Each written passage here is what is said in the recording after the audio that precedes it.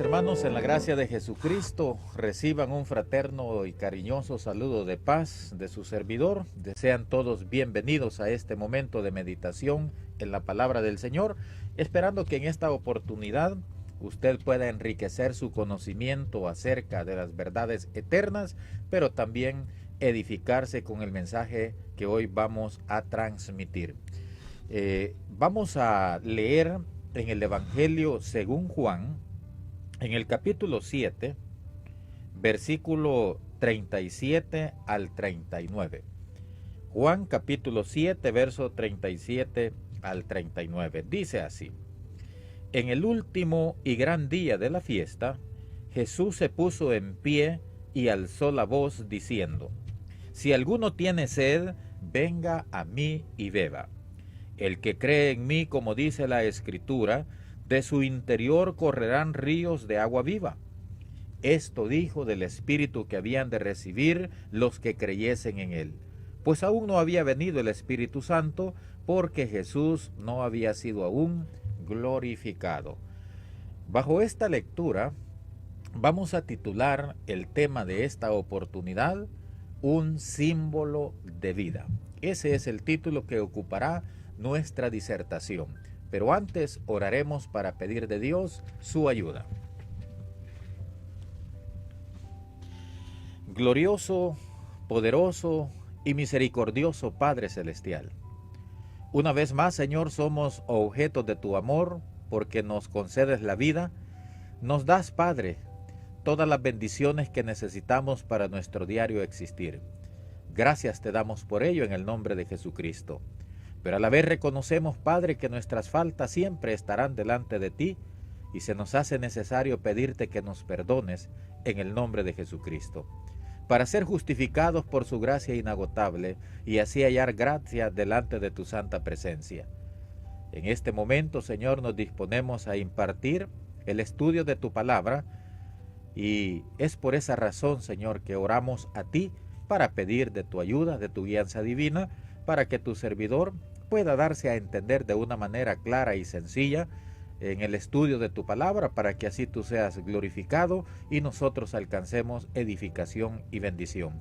Así que en tus manos de amor nos encomendamos, confiando que lo solicitado lo vamos a recibir, porque lo pedimos en el nombre de Jesús. Amén.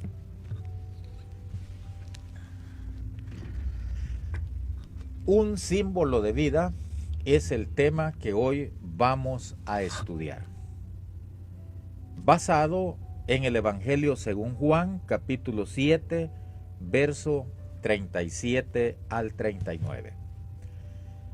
En esta ocasión, Juan nos traslada hasta una de las fiestas, de las solemnidades del pueblo de Israel, de las cuales Jesús y sus discípulos eran participantes. Así dice el versículo 37, en el último y gran día de la fiesta, Jesús había asistido a una de las solemnidades del pueblo judío en aquel tiempo. Para tener una idea más concreta de qué festividad se refiere, podemos comprobarlo leyendo el verso 1 y verso 2 del mismo capítulo 7 de Juan. Después de estas cosas andaba Jesús en Galilea, pues no quería andar en Judea porque los judíos procuraban matarle.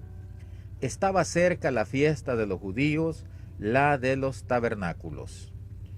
Entonces, era esa fiesta precisamente que se estaba celebrando allá en Jerusalén.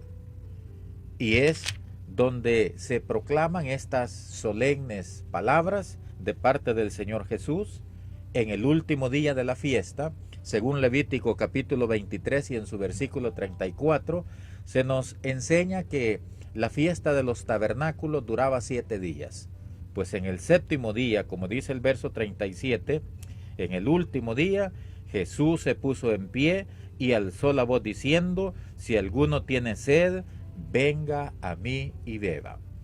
Jesús llama la atención de sus escuchas, hablando en voz alta, como dice el pasaje, atrae su atención a ellos diciéndoles: si tienen sed, vengan a mí y beban. Probablemente Jesús estaba cerca de alguna de las fuentes que habían en el templo, donde acudían para saciar su sed o para lavarse según los ritos de purificación.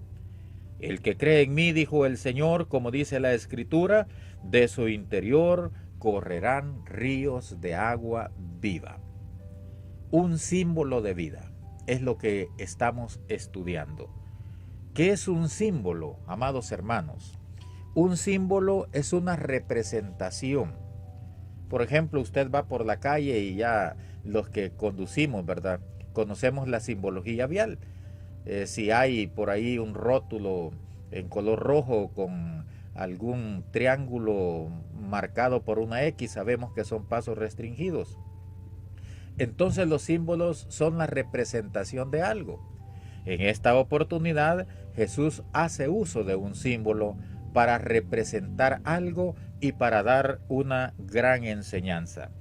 El que cree en mí, como dice la Escritura, de su interior correrán ríos de agua viva, dijo el Señor. Aquí el Señor utiliza al agua como un símbolo. ¿De qué? Eso es lo que debemos de preguntarnos. ¿Qué representa aquí el agua en esta parte de las Sagradas Escrituras? Recordemos que el agua representa en la Biblia muchas cosas. Hay ocasiones en que el agua representa la palabra de Dios. Hay ocasiones en que el agua representa doctrinas.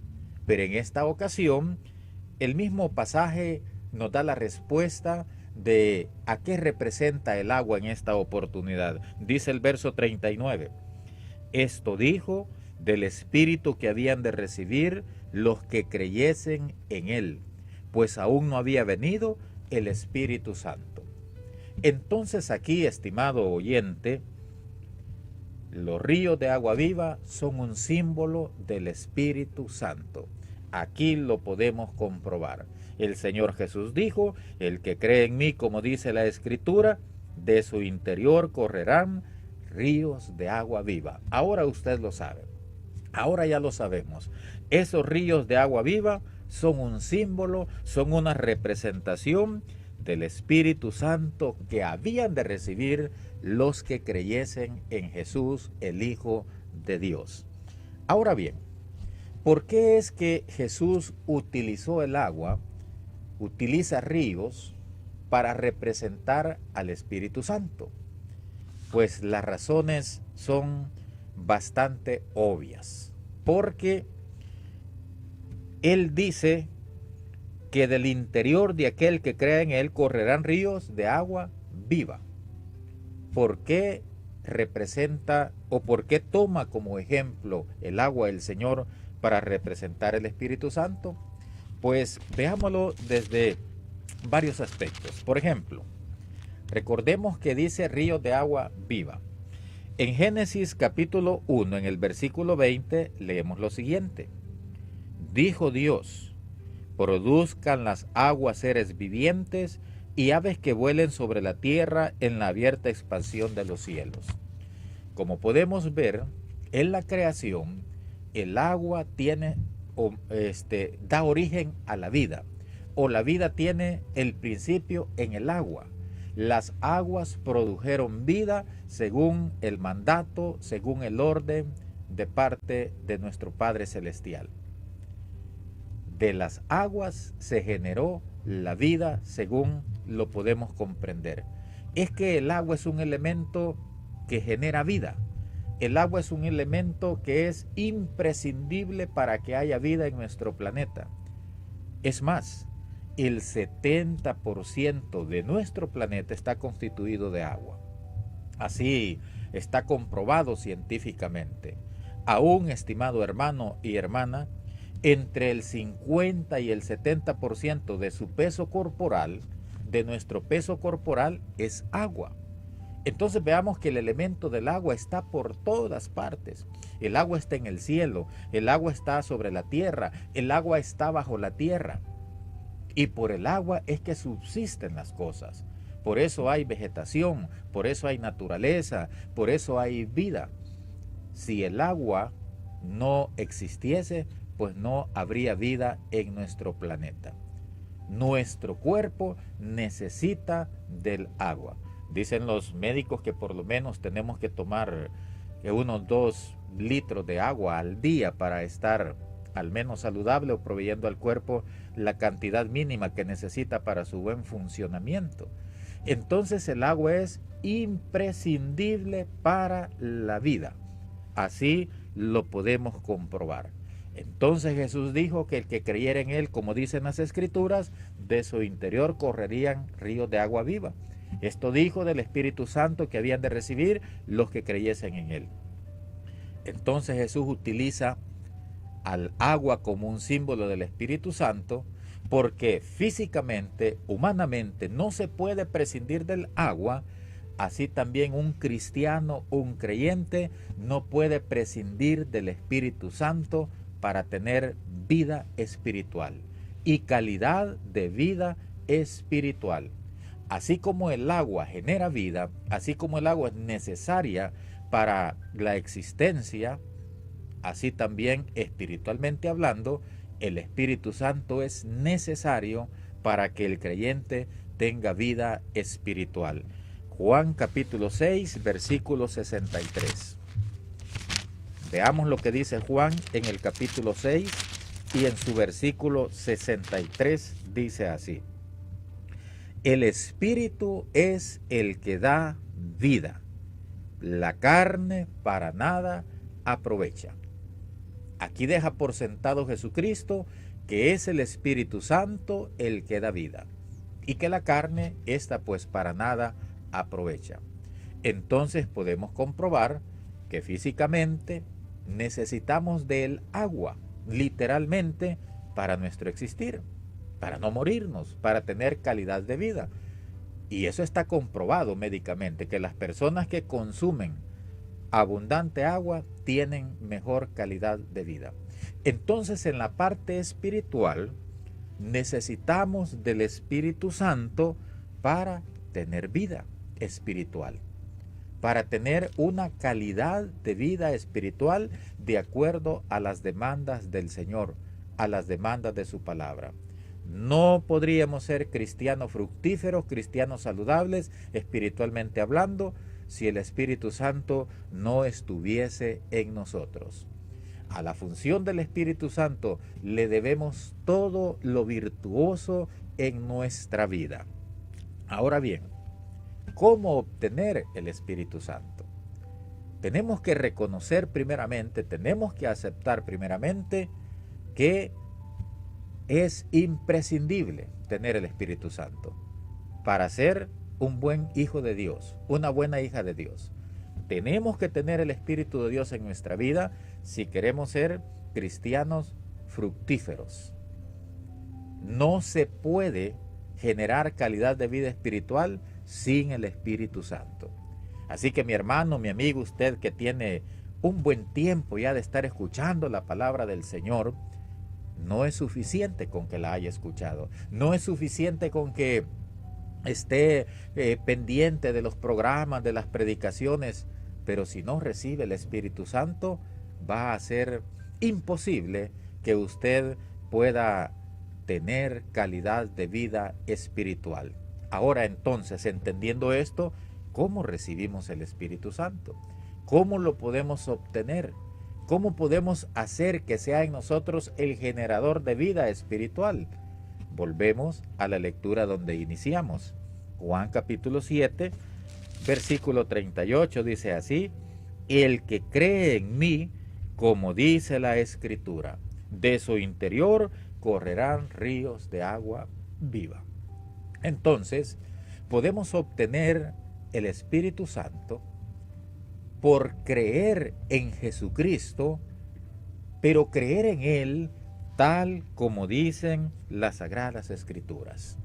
Es la única manera como podemos recibir el Espíritu Santo. No hay otra, no hay otra. Es solamente creyendo en Jesús, pero como dice la Escritura.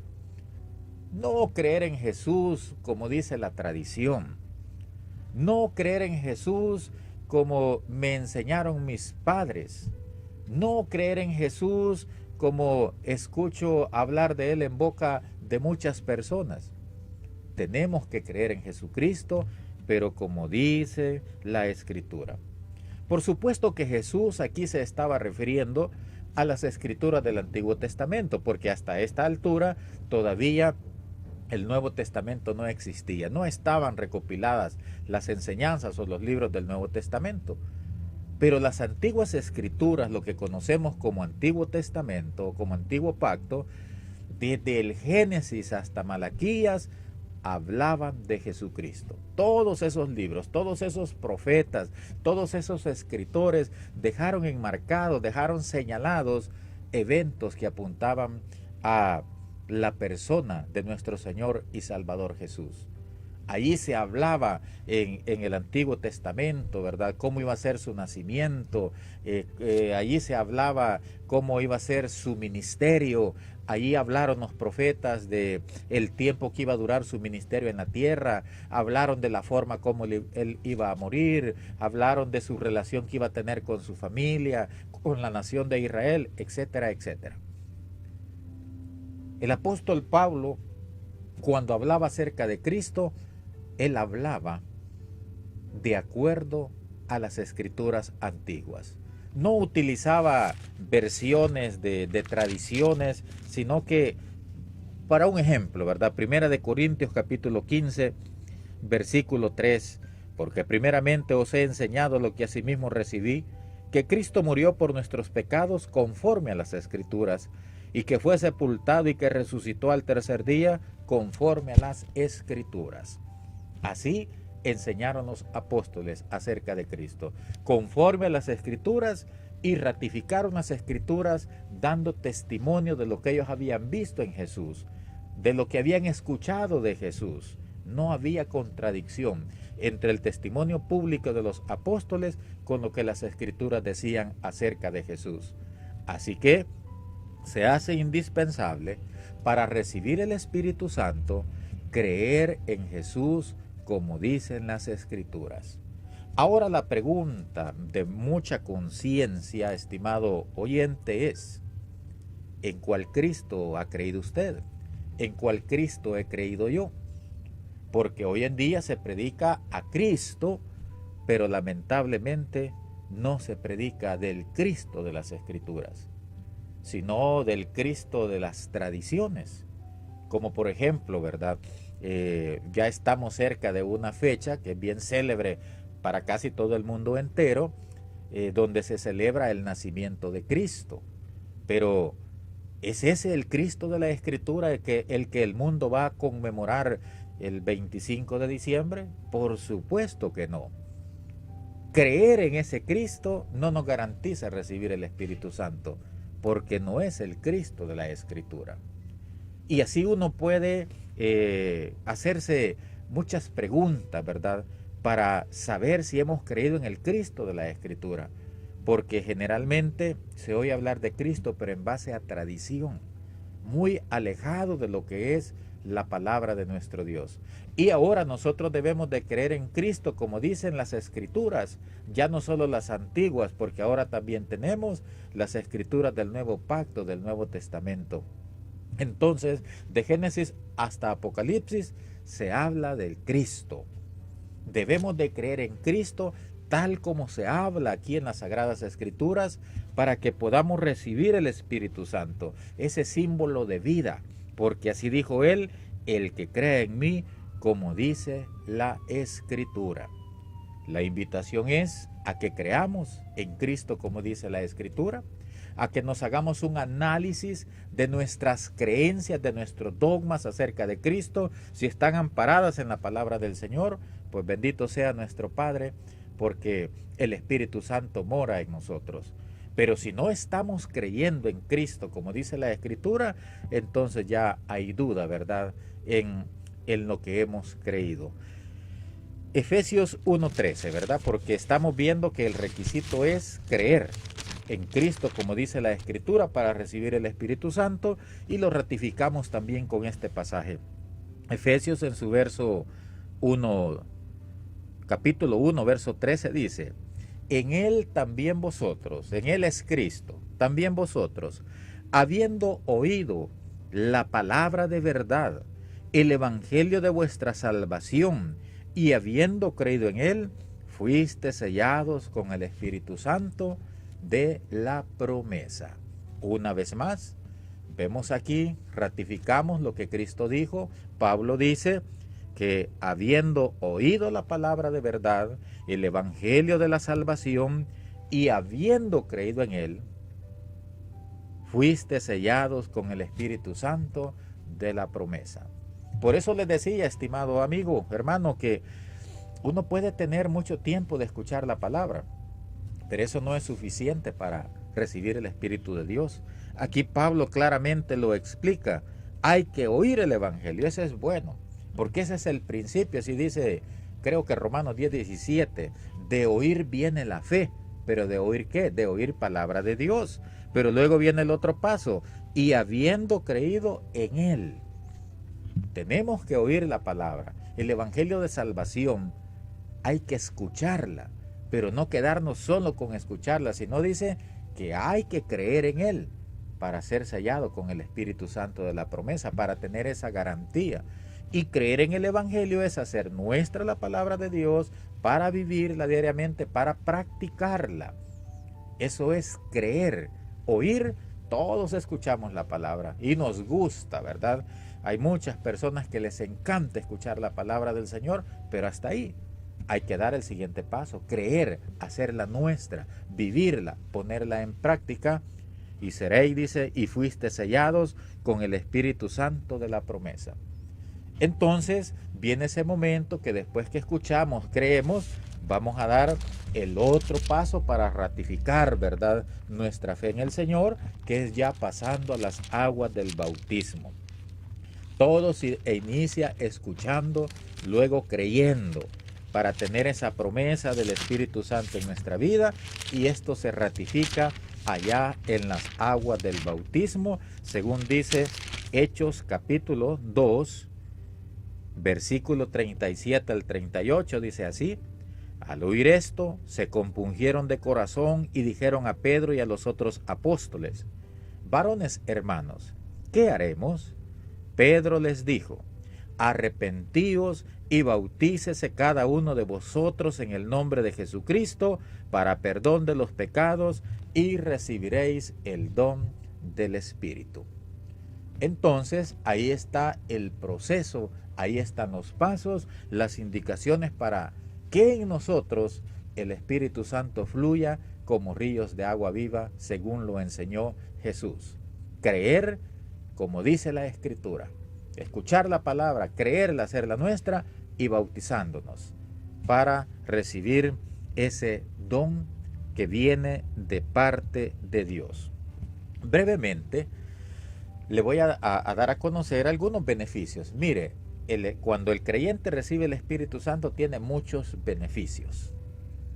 Bueno, el primero de ellos es que el Espíritu lo convence a uno de pecado, ¿verdad? Y lo lleva al Señor, lo lleva a Dios.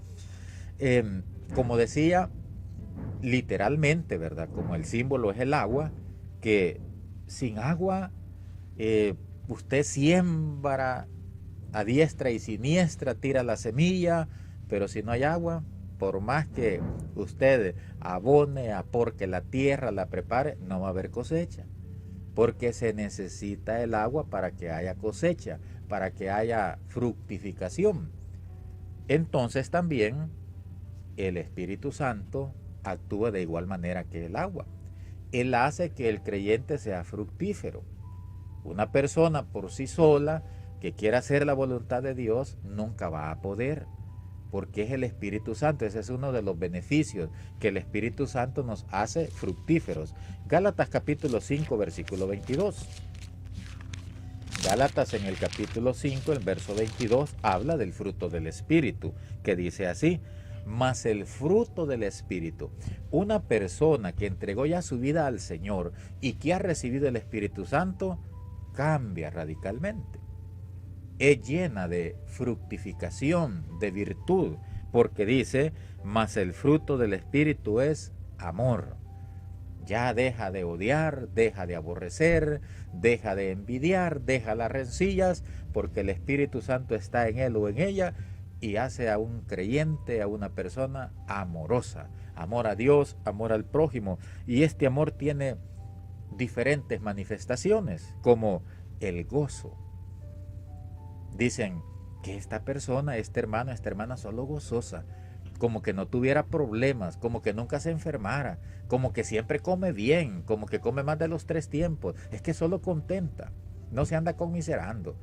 Ah, es que tiene el Espíritu Santo que fluye en ella. Sí tiene todas esas necesidades, pero tiene el gozo de su salvación en su interior, que la hace valorar más la vida eterna, más las cosas de Dios que las cosas terrenales. Es una persona que como producto del Espíritu Santo tiene paz. Esa paz que logró primeramente de haber puesto en orden su vida con Dios, alcanza la paz interna, la paz propia, producto de esa comunión con Dios, pero también esa paz tiene alcances en el hogar, practica la paz, es una persona de paz. En el trabajo, en la comunidad, se le conoce como una persona pacifista, una persona que dice en verdad en estos tiempos hasta paga por no tener problemas, porque el Espíritu Santo le hace fructificar el amor, el gozo, la paz. Es una persona que se caracteriza por ser paciente, que no se desespera, que sabe esperar en Dios, encomienda a Dios todo con paciencia, está ahí esperando en la voluntad divina, porque es portadora del Espíritu Santo. Y así no es la intención, ¿verdad?, de explicar la obra del Espíritu acá, pero es llena de benignidad, de bondad, de fe, mansedumbre, templanza, en fin, un creyente, una creyente que demuestra que el Espíritu Santo está en él o en ella a través del fruto del Espíritu, como producto de haber creído en Jesús, como dice la Escritura, de haberse bautizado, ha recibido esos ríos de agua viva, que en esta parte es el Espíritu de Dios. Estos son los beneficios. Romanos capítulo 8, veamos qué más. Romanos capítulo 8. Vamos a ver. ¿Qué más podemos nosotros obtener a través de este beneficio del Espíritu Santo? Vamos a ver. Romanos 8, les decía, amados hermanos, el verso 13, oiga cómo dice. Romanos 8:13. Porque si vivís conforme a la carne, moriréis. Mas si vivís por el Espíritu, hacéis morir las obras de la carne. Mas si por el Espíritu hacéis morir las obras de la carne, viviréis. El Espíritu Santo también, estimados hermanos, nos ayuda a lidiar con esa batalla contra nuestra carne. Solamente por el Espíritu de Dios es que nosotros podemos hacer morir las obras de la carne. Si no tenemos el Espíritu Santo en nosotros, pues vamos a ser frágiles, ¿verdad?, en nuestras debilidades. Pero teniendo ese río de agua viva, ¿verdad?, constante en nuestro ser, vamos a poder hacer morir las obras de la carne. Dice el verso 20 de este mismo Romanos 8. Estamos viendo algunos de los beneficios, ¿verdad?, de este símbolo de vida que es el Espíritu Santo. Romanos, les decía, vamos a ver otro pasaje acá, como el 8:11, dice así.